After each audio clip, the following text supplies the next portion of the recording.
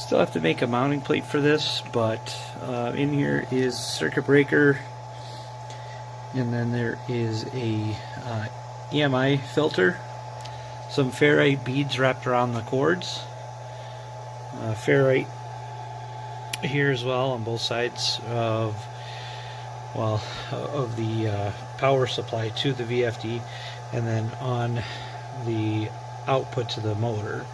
So we got this wired up.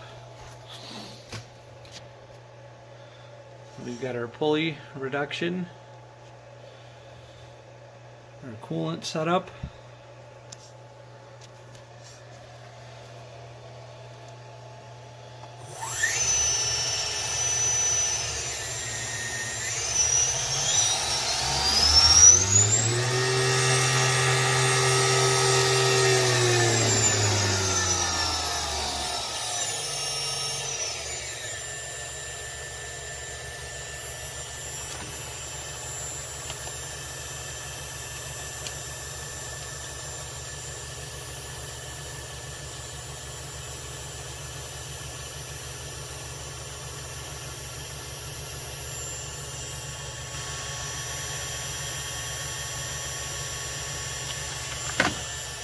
So it's bottom end.